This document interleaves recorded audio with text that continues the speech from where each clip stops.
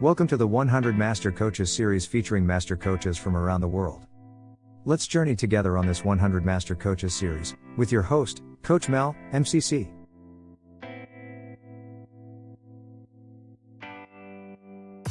Emily Golden is the author of The New Golden Rule and a master certified coach who specializes in executive leadership and career coaching.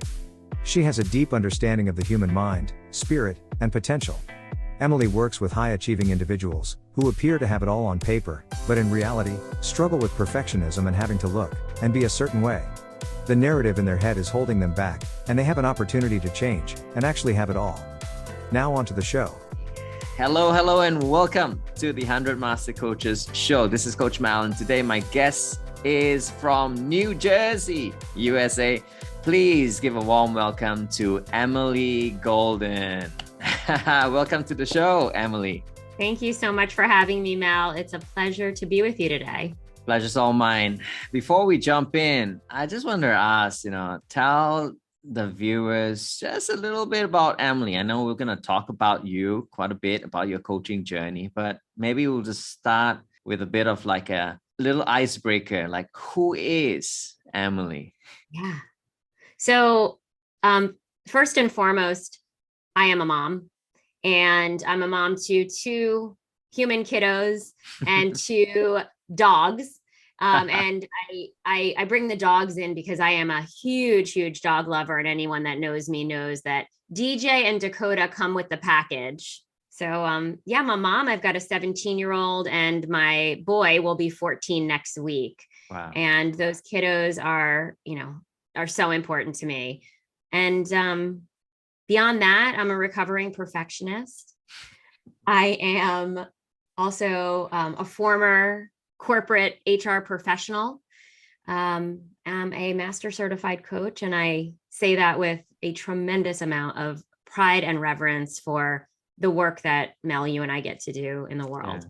Yeah, absolutely. And you just said so many things that actually resonate with me. From the perfectionist word that you choose to use. And I love dogs. I grew up with dogs, big dogs. So I'm liking you a lot already. Those dogs are just, we talk so much about being and doing in coaching. The being of dogs, most dogs, right? Like I just, sometimes when life feels really complicated, I'll take a look at one of my dogs and just really remind myself to embody the being of my pup. Playful, loving, mellow, excited. Yes. Loyal. So loyal. Always partnering. Lots of things. Co-creation. We go out, we co-create in the backyard, a game of ball, And it's new every time, isn't it? It's like, yeah. Totally. New awarenesses, new insights. Yeah. So much. Coming from that HR side of things, Emily, tell us a bit about that, as we kind of mosey in slowly into the coaching bit. Yeah. So I will go back to undergrad. I went to an awesome college called Lehigh University, had a wonderful experience, not without its bumps along the way, but I had a great experience in college.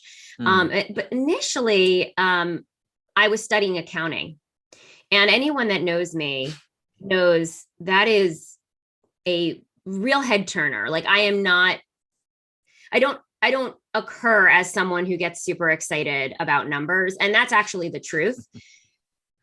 I had speak about loyalty, like a very deep loyalty and desire, a loyalty to my father and a desire to please my father.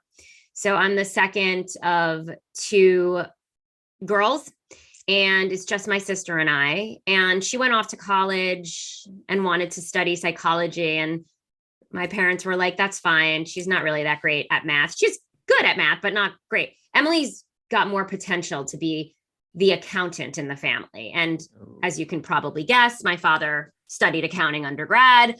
And he really wanted me to kind of continue in his image. And And I did the things and I hustled and I worked hard and I hated the work that I was doing in the business school. But it wasn't just like an easy, well, I'll switch because I could switch to a different school at the university. It wasn't an easy thing. I had to actually, I didn't know it then, but I had to really enroll my father in the possibility of what my career could look like if I made this, what he looked at as this big mistake. He made this change. But I really dug deep and convinced him and enrolled him and my mom that it was appropriate for me to switch to social psychology, which is what I decided to continue to study. And I really, I hit it out of the park. It was like, I might've been pulling, 2.75 or 3.0 in my GPA in the business school. And in social psych, I was a 4.0 3 semesters in a row or something wild like that.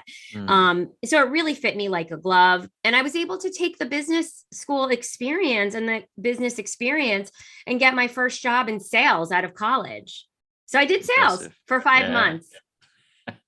And I did not like it, partly because of what I was selling. I wasn't passionate about it.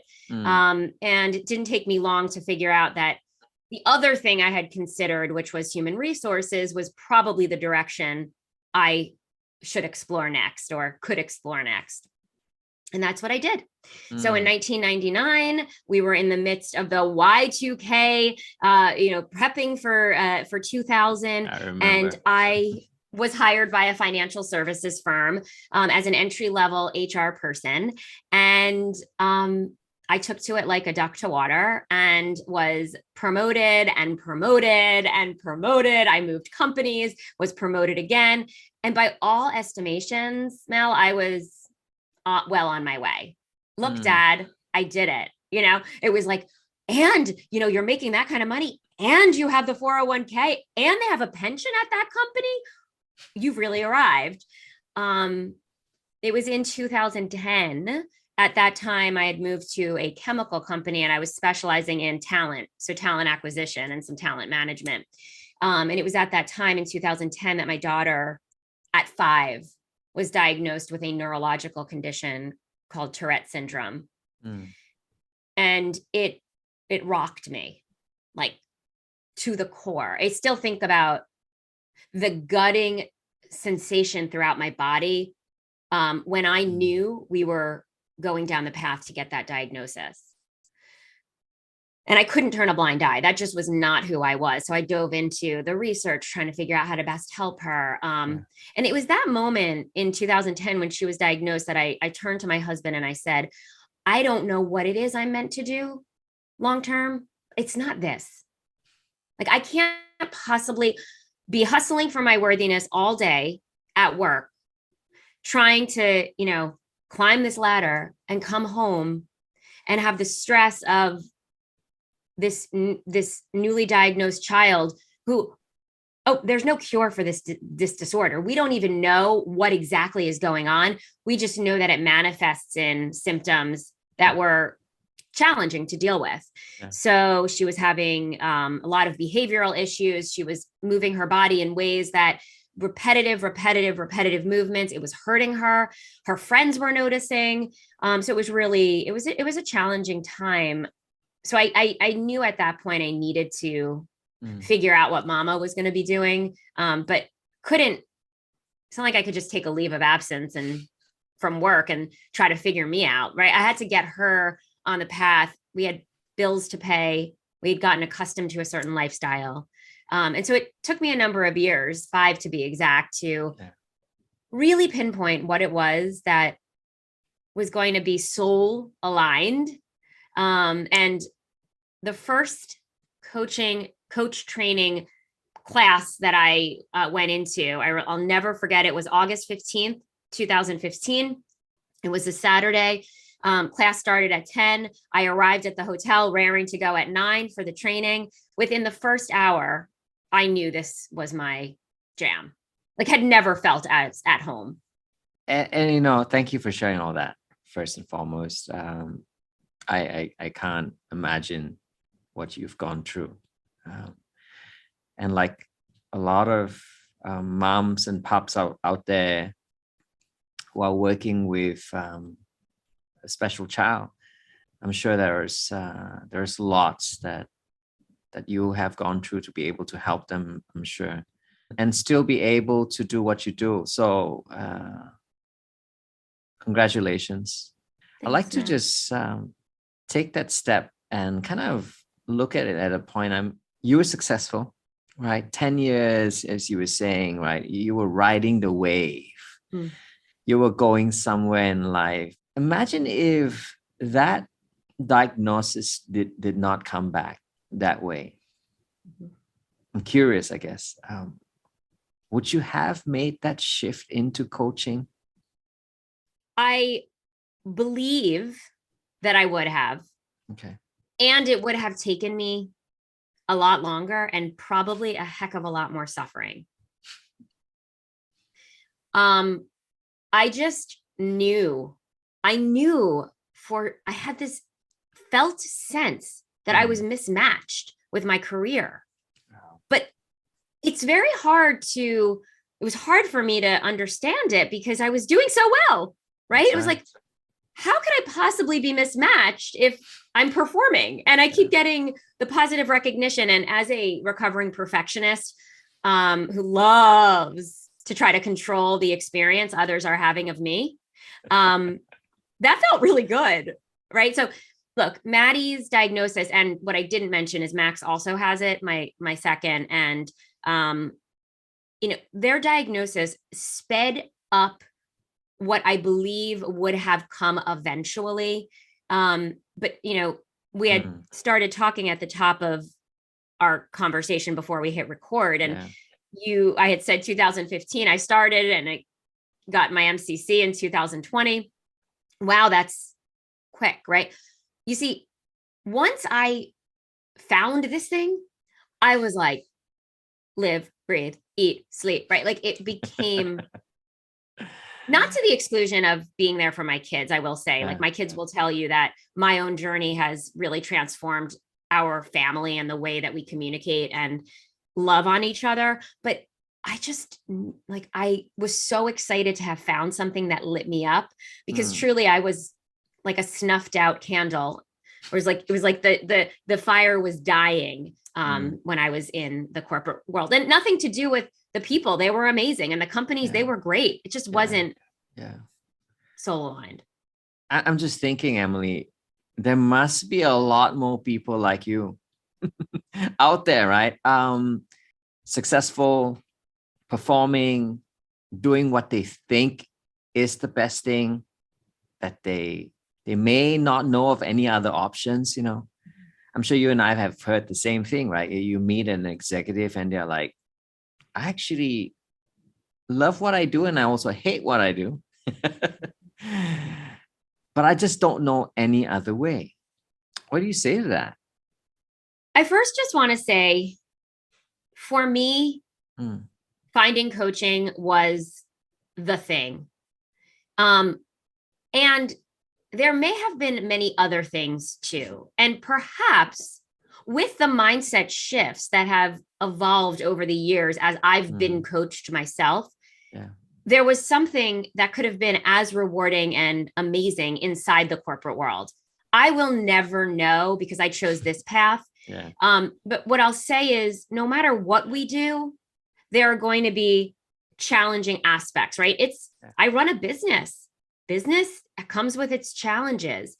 So I say to that, like I always say, before you run to another job or another career as a way to fix this discomfort that you're feeling inside, let's do the work, right? Like I would never advise someone to leave a marriage for another marriage without understanding what went wrong, what was the breakdown in the first marriage, and was there anything, was it salvageable? Because we know how this goes. Second marriage, different person, same scenario-ish, So I say, yes, there are so many people that are soul depleted, unhappy, can't see, can't imagine, limiting beliefs around that there could be any other way. And those people find me, right? Like I have coached many of those people. Some leave corporate, some stay in corporate. Some leave corporate and go back to corporate. Some stay in corporate for a period of time while they build a side gig, right? There is no one path. And just because this is my path doesn't mean that someone who's listening and is like, I really identify with that, like that your path is, is the same. Totally with you. And the things that are brought along the way on our paths may actually be like a catalyzing effect to something else, right? And it's not to say that we'll forever be doing the same thing. Even in coaching, that there are many aspects of what we do that has probably taken shape and along the way kind of shifted into some different focuses that we are looking at or interested in being a part of. Yeah, so that whole shifts, sometimes small, sometimes a little larger. It comes along and helps us along our journey, just like how it's helped you find your path to this point. For sure. And what I'll say is I'm actually in one of those moments right now. So I think 4,500 hours of coaching that I've done in a short period of time, one-on-one mostly. I do some group work and I've loved it. And there's a voice inside of me that's like, okay, what's next? What's next? What's different? And I don't mean I will ever abandon coaching. I love the one-on-one work. And I'm starting to slim down the number of people I'll work with one-on-one because I have other projects that are starting to emerge. I'm really passionate about neurodiversity in the workplace. I am I've been diagnosed with generalized anxiety, and my biochemical makeup is different.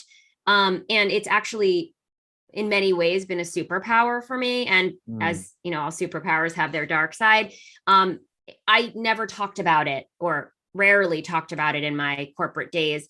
And I only come to find out now that so many people with ADHD, depression, anxiety, bipolar, Tourette syndrome, on the spectrum, right, are feeling they have to hide. So I don't know, Mel, what that thing is or the many things are that I will do in corporate work in organizations. But I have a deep belief that where communities already exist, there's power in tapping in.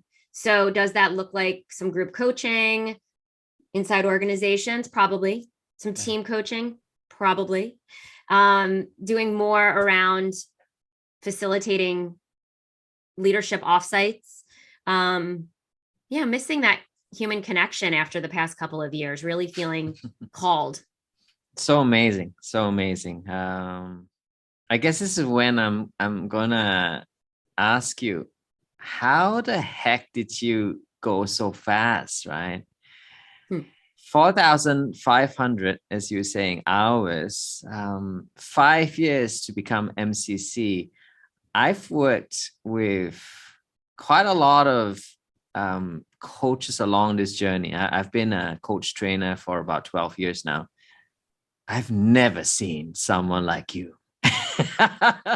And that's a good thing. Okay, Emily, it's a good thing. And now you are now the benchmark. Oh no. Well, Mel, to get real quick, and we already have, but so I was born with a spinal deformity and have a connective tissue disorder that actually at birth, my parents didn't know if I was going to survive. Wow. We actually they thought it was cerebral palsy. They didn't know. Okay. So I have for my entire life been to doctors, scanned, told, how is that possible? Wait, if I tell you, I've gone to so many teaching hospitals, so blessed to live in an area where there are so many around, but it is not an unusual sight to have the doctor with all the residents looking at my MRIs and then looking back at me and then looking back at the MRIs and looking back at me They're like, how is she standing? So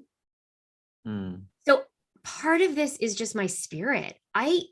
So just to answer the question of why it looks so weird, I'm missing 6 discs in my cervical and thoracic spine. They never formed. The bones just adjoined to each other. Yes, I have symptoms. I have pain. I have migraine. I have neurological symptoms in my arms and legs.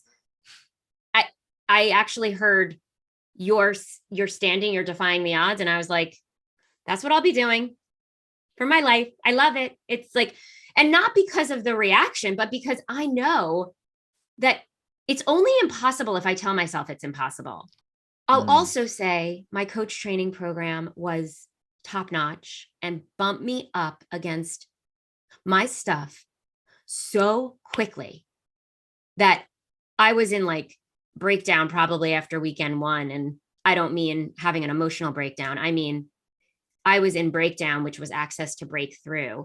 Yeah. And I was ready for it, like it's partly who I am that has always had the being of coach, but I had a lot of push to grow my coaching skills. And actually the hardest part wasn't growing the coaching skills. Yeah, of course, had to learn, but we're trained to learn. So I knew how to learn, but slow myself down to really be, it took a lot of practice. But once I had my eye on that, on developing myself, and it hasn't stopped, going for my MCC, the reason I did it was I knew I was a great coach. I had my PCC. I was tallying up my hours at the end of the year in 2019. And I'm, oh my gosh, I have 2,500 hours. Like I could go for my MCC. I'm sure there'll be a lot that comes with that. I love a challenge. And so that's what initiated the process. And I had so much fun with it. Like, I know people probably roll their eyes when they hear this. Going for my PCC was painful beyond. Like people who love me in my life that kept hearing, my call didn't pass. My call didn't pass. They were probably, so sick and tired of hearing. So I feel like I went through a lot of that kind of early on. Going for my MCC, yeah, it was confronting, but it was fun. I said to my mentor coach after when I got my MCC, I'm like, okay, so awesome. I love to learn what's next, right? Like, and I'm still in that exploration of to continue to learn and grow. And I'm, another thing about me, Mel, I'm like always taking additional trainings, and I'm a learn it all, not a know it all. Don't know most things. Know enough to know that I don't know most things, Which is a good thing as a coach, as we've learned and experienced the art of not knowing, right? I'm just curious when you were saying about that journey of yours, right? And then we've all met other coaches who are starting out and they're like, how do I do this? How do I put myself out there? Who will accept me? What voice do I come out with to attract those people to me? So there were lots, and I did hear you say you had to go through those voices inside of you to kind of overcome that. And yes, it helps when you had growing up all of those challenges, right, which you triumph over them. But I'm talking about the average person out there who may have not gone through all of that you have. Yeah. And are starting right now to kind of doubt themselves because they are coming out from their previous vocation and stepping into the coaching journey and suddenly realize, oh my gosh, it is tough. So just want to hear your thoughts. The first thing I want to say is thank you, because we need more coaches and we need more highly trained, skilled coaches who have that voice of how do I get better at this thing? Yeah. The key is, again, to be that learn it all and to drop the know it all. The know it all is just a an armor to Mm. protect the fear of being exposed, I believe. So what I would say, and what I do say, because I coach some coaches and I mentor some coaches, is your work is in getting to know yourself better than anyone else. Become the expert in who you are, in what you need, and share that. And trust you are not everybody's coach, and everybody is not your client. I remember the disbelief of like, I remember like I have to figure out my demographic, and I have to make sure that I'm targeting the right person in the marketing, and like the funnels and I mean, I've done a lot of that stuff, right? At the end of the day, it's the connections with the people who have a similar psychographic that find me. Those perfectionists, the people who, the people pleasers, right? Those that were like the good student and did all the right things. Mom and dad were pleased, or they like, had to really work hard to, because maybe they didn't have a traditional upbringing, but like that striving for normalcy, right? Those are my people. They're men, they're women, they're hardworking, they're high achievers, they're high performers. On paper, they've got pretty much everything they ever thought they wanted. Yeah. And again, there's this deep knowing, this sense that's like right beneath the surface that something isn't fully aligned, that there's more. So to the coach who is just beginning, thank you. Know yourself better than anyone else knows you. And please get yourself supported.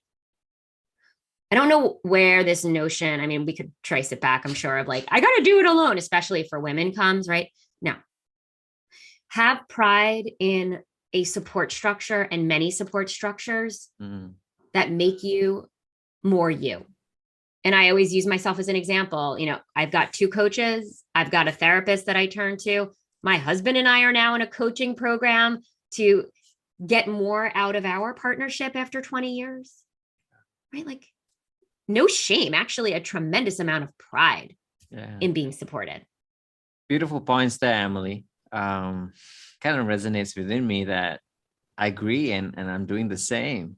I feel like I'm a work in progress on a daily basis, especially when I meet my children on the daily basis, if you know what I mean, the daily grind when we're going through real stuff. And I've got to not appear like dad's got it all. That's going to give you this advice that will change your life. And it's funny because they all know that obviously I'm a coach, and it's even more stressful now because like, is dad coaching us right now? So, I get that too.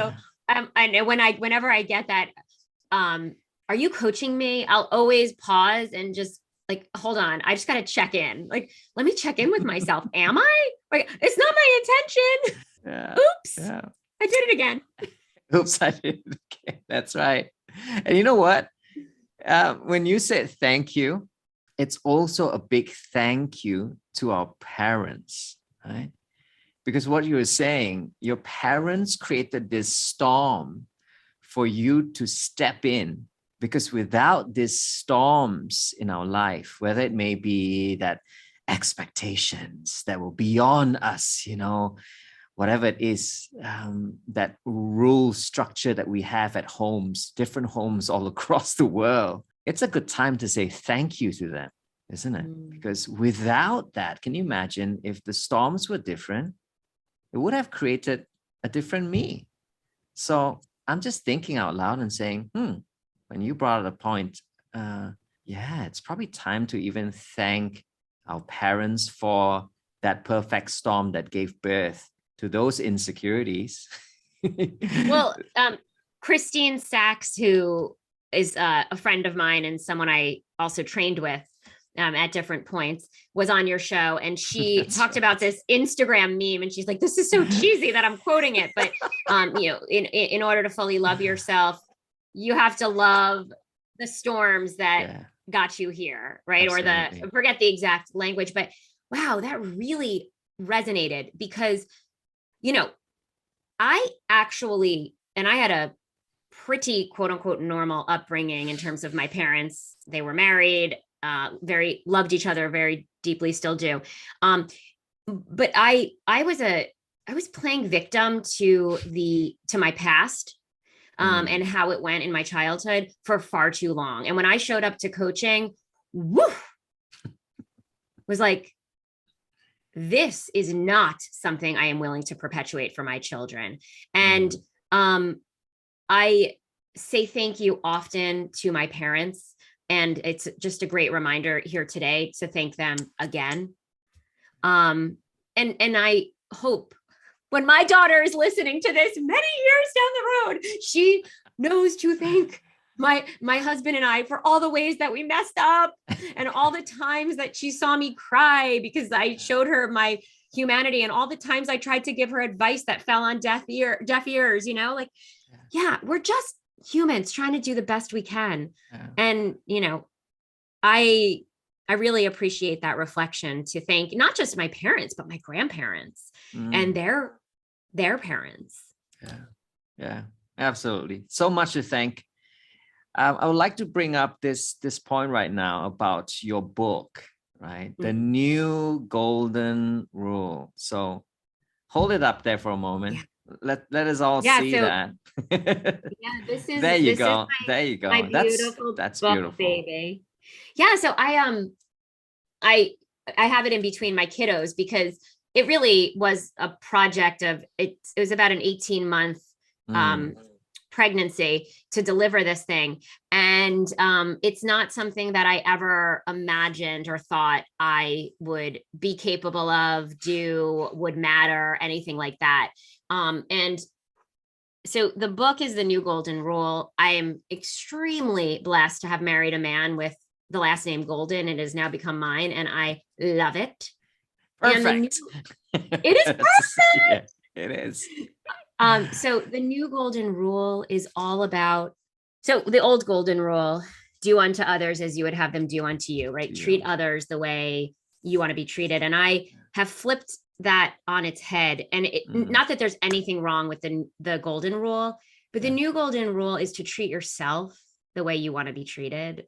The New Golden Rule is all about learning to be kind and compassionate to yourself, learning how to talk to yourself with the love and just kindness, keep going back to that word, that you would talk to a friend. Most of us know when we check in with ourselves, we would never say the things to someone we love or even an enemy, or someone we don't love so much, the way we talk to ourselves, right? And I was the queen of that. I was the queen of, you're not enough, work harder, your body doesn't look good, you got to work harder at that. The reason that you're not not getting that promotion fast enough is because you just need to change, you just need to be different, you just need to be better, you just need to, the list went on and on. It was like I would satiate one have to, and then there was more and more, and I was like predictably burnt out and exhausted from this game. So the book is just, it's my journey. But my journey is really not that exciting. I mean, it's part of this and it has informed the work I do. So I wanted that to weave throughout. It's my coaching methodology. So what I've learned, because I've now studied, I've studied ontological coaching. I've studied emotional intelligence coaching. I'm a trauma-informed coach. I've done some Brene Brown Dare to Lead work. I'm just, like I said, hungry to learn. And so I've taken all of the best and created my own way. So I share a bit about that and guide the reader to be able to do some of their own work. And then I also think it's important to have some vignettes of real life people. Of course, I'm not exposing them by name or sometimes even gender, but their stories, so that it really hits home the power of this work. So important, isn't it? Being able to love ourselves, treat ourselves right, be kind to ourselves, and to be able to speak those things within ourselves that are much better than what we do on a daily basis, right? So it's like a bit of a check-in to say, how am I treating myself today? So powerful. My clients get sick of hearing it. Probably though. It's partly intentional because I really believe that if they ask themselves this more, their life will be infinitely better. But it's, what do I need? What do I need in this moment? Do I need a hug? Do I need a nap? Do I need a walk? Do I need a piece of chocolate? Do I need someone to acknowledge who I am separate from all that I do? Right? It's like, yes, probably all of it, though not at this moment. I'm actually not craving chocolate, which is unusual because I do a lot. This has been such an amazing chat with you, Emily. I know there's so much more there is to your story. But I'd like to just bring you to that space of what you probably wishing for in the near future as you look upon your days ahead, the impact that you will be bringing and sharing with your world. What is that wish? So I don't have a really clear answer other than to continue to live in integrity with with that inner knowing. And so what does that look like? Again, the one-on-one coaching is a piece and a part of what I do. And there's so much more, right? So I would say my commitment as I look ahead in my life is just that I'm consistently taking myself out of my comfort zone to try new things, to bring the goodness of this work of being fully exposed and authentic out into the world. I can tell you my vision for my future in terms of my children is having no attachment to where they wind up and what they wind up doing for their careers. My commitment is that we will love each other and be in each other's worlds and lives forever. Forever, family is just incredibly, incredibly important to me. I foresee in my future moving to a different place in the US to be closer to my parents who are in the process of moving. And there will always be dogs by my side.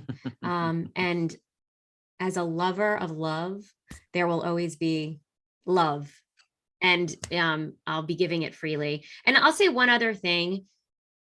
Family is so important, and so are friends. So continuing to cultivate friendships that are real, continuing to cultivate friendships that are based in truth and deep, deep connection and a heck of a lot of fun.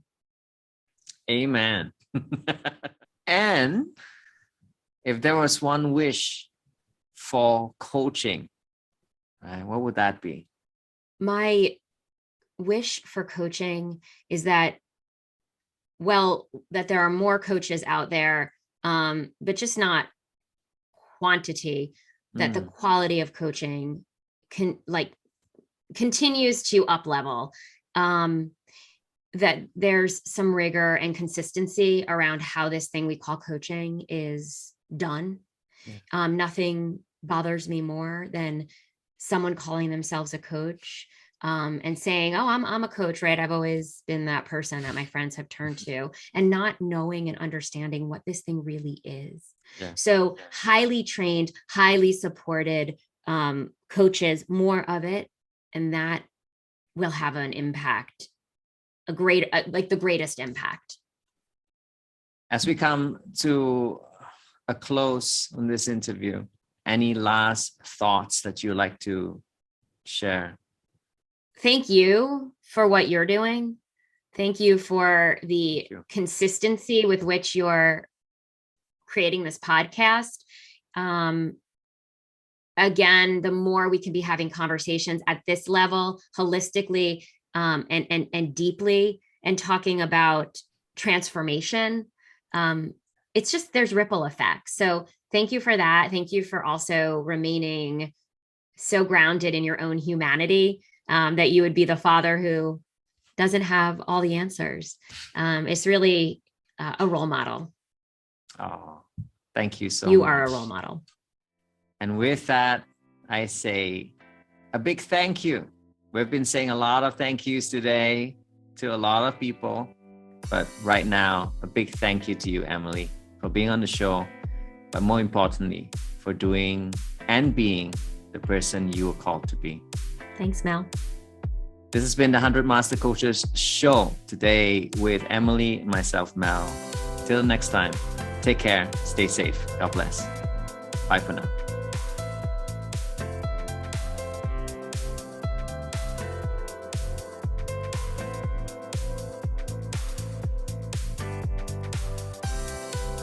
You have been watching the 100 Master Coaches series with your host, Coach Mel, MCC. Brought to you by Catalyst Coach. www.catalystcoach.live. We will be right back with our next Master Coach on the 100 Master Coaches series.